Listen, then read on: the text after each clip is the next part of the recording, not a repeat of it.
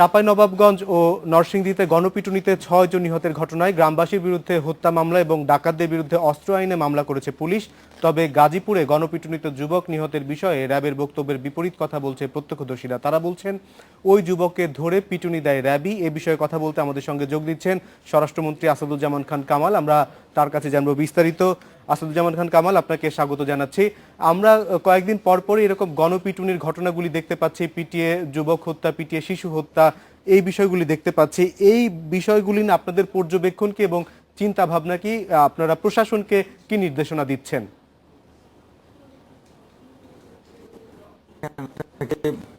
এই ব্যাপারে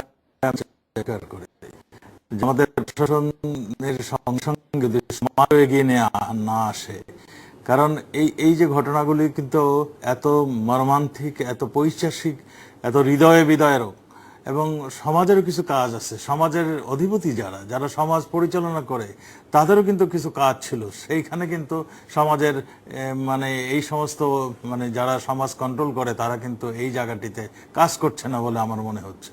তা আমি আমাদের যেটা আইন শৃঙ্খলা রক্ষার জন্য আমরা যা করার সেগুলি কিন্তু আমরা করছি। আমরা সঙ্গে সঙ্গে আসামিকে ধরছি, সঙ্গে সঙ্গে তারা আইনের হাতে সোপর্দ করছি যাতে সেখানে তার সঠিক বিচারটি হয়।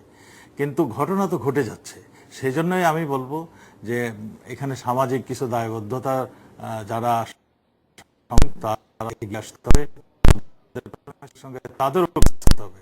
আমরা একটা ব্যাপারে আপনার মাধ্যমে, এই আপনাদের টিভির মাধ্যমে আহ্বান রাখবো যে কেউ আইন হাতে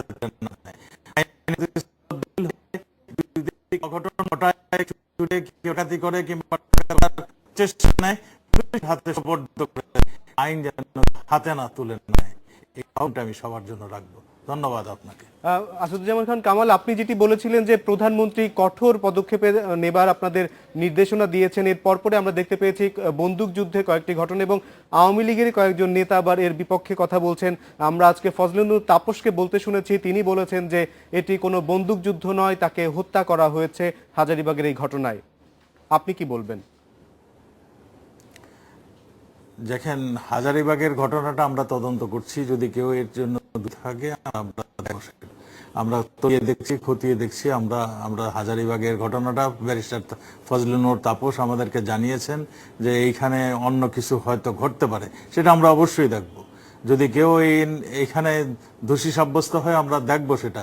কিন্তু আমরা ওই তাৎক্ষণিকভাবে আমরা মানে যা দেখেছি যে এই ছেলেটি একটি হত্যাকাণ্ডের সঙ্গে জড়িত ছিল এবং সেই জড়িত থাকার কারণে মানে সারাদিন এই মিডিয়ার মাধ্যমে তাকে এটা প্রকাশ করছিল। এই ঘটনাও কিন্তু ঘটেছে।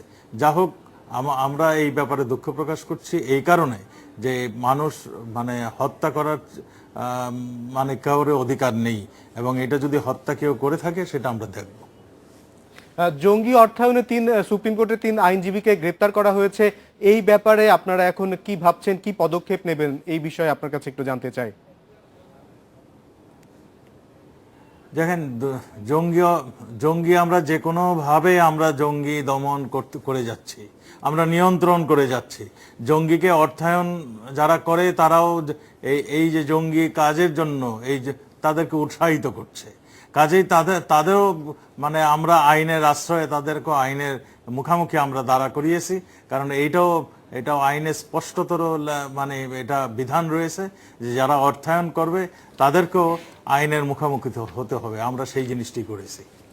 দলীয় পরিচয় বিবেচনায় প্রধানমন্ত্রী কঠোর অবস্থানে যাবার যে নির্দেশনা দিয়েছেন, এ থেকে কি বার্তা জনগণ অথবা প্রশাসনের কাছে যাচ্ছে? না, আমি আপনাকে এই জায়গায় একটা কথা আছে, দলীয় পরিচয় বলে কোনো উনি কথা বলেন নাই। উনি বলেছেন যে কোনো মূল্যে আপনার আইন শৃঙ্খলা পরিস্থিতি মানে নিয়ন্ত্রণে রাখতে হবে।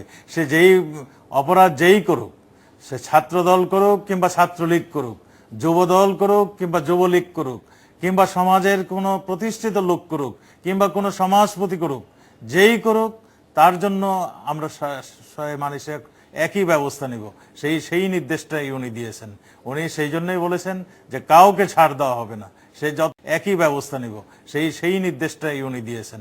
উনি সেই জন্যই বলেছেন যে কাউকে ছাড় দেওয়া হবে না, সে যত সমাজের অধিপতি হোক কিংবা শক্তিশালী লোক হোক কিংবা সে দলের কোনো দলের লোক হয়ে থাকুক, আমরা কাউকে ছাড় দিচ্ছি না। মানবাধিকার সংগঠনগুলি বলছে যে আইনের শাসন প্রতিষ্ঠার বিকল্প হিসাবে বন্দুকযুদ্ধকে ব্যবহার করা হচ্ছে, এ বিষয়ে আপনার বক্তব্য কি?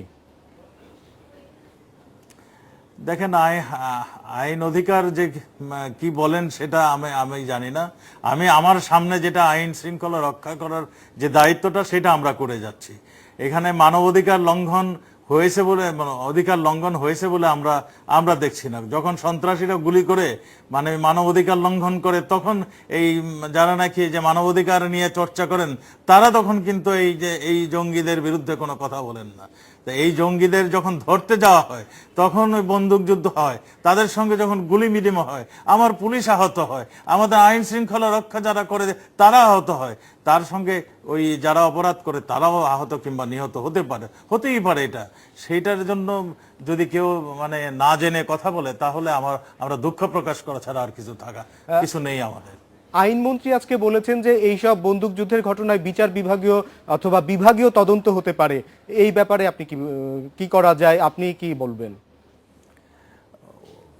দেখেন, উনি আইনমন্ত্রী, উনি দেশের আইন সবসময় আইন পরিচালনা করেন এবং নতুন আইন কিংবা আইন ফলো হচ্ছে কিনা সেটা ওনার দেখার দায়িত্ব ওনার। উনি এই ব্যাপারে যেই মন্তব্য দিয়েছেন এটা উনি দিতেই পারেন। যদি কোনো লঙ্ঘন হয়ে থাকে তাহলে ওটা উনি দেখবেন। আমরা তো সেখানে তো কোনোখানে আমারও কোনো নাই। যদি আইন কোনোখানে লঙ্ঘন হয়ে থাকে সেটা উনি দেখবেন, সেটা সেই অনুযায়ী তিনি ব্যবস্থা নেবেন। দেশের সার্বিক আইন শৃঙ্খলা পরিস্থিতিতে কি আপনি সন্তুষ্ট? অবশ্যই দেশের আইন শৃঙ্খলা পরিস্থিতি আমি মনে করি ভালো আছে। অনেক দেশের চেয়ে আমাদের আইন শৃঙ্খলা পরিস্থিতি অবশ্যই ভালো। ধন্যবাদ আপনাকে। আপনাকে অনেক ধন্যবাদ আমাদের সঙ্গে যোগ দেওয়ার জন্য।